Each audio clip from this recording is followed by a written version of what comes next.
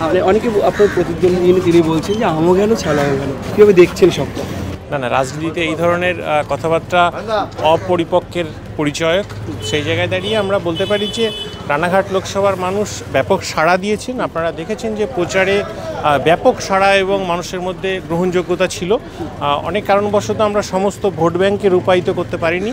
আগামী দিনে নদিয়ার সমস্ত মানুষ, রানাঘাট লোকসভার মানুষ এবং বিশেষ করে উদ্বাস্তু মতুয়া ভোটার, তারা তৃণমূল কংগ্রেসের সঙ্গে থাকবেন। সেই জন্য আমরা কাজ। আপনার কোনো দল বদলের জল্পনা কিছু আছে কি? আপনি বিজেপি ছেড়ে তৃণমূল, মানে এই বিষয়টা দেখুন, এই ধরনের যে জল্পনা, এই ধরনের জল্পনা বিজেপির মধ্য থেকে ইচ্ছাকৃতভাবে এবং আরও কিছু লোক যারা নিজ স্বার্থ চরিতার্থ করার জন্য এই ধরনের প্রচার দিচ্ছেন, আমি কখনোই এই ধরনের শব্দ বা এই ধরনের বাক্য প্রয়োগ করিনি।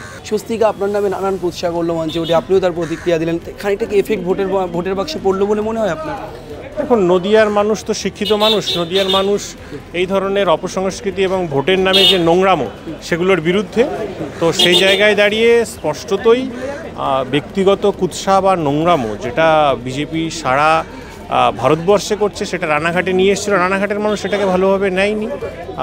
নোংরামি কুৎসা বিজেপি লিডারদের অনেক আছে, আমরা সেই নিয়ে ব্যক্তিগত আক্রমণ করতে চাই না, রাজনৈতিকভাবে এটাকে প্রতিহত করতে চাই।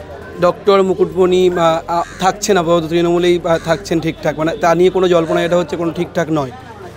দেখুন, আমি তো তৃণমূল কংগ্রেসে এসছি, এর আগে আমার একটা পরিচয় ছিল, আমি বিজেপিতে ছিলাম। সেখানে আমি সমস্ত রকমভাবে কাজ করেছি এবং দল পরিবর্তন করেছি। পার্টি আমাকে মনে করেছে যে টিকিট দিয়েছেন তারা, আমি অত্যন্ত কৃতজ্ঞ। আমি লড়াই করেছি এবং আগামী দিনে লড়াইয়ের ময়দানে থাকবো।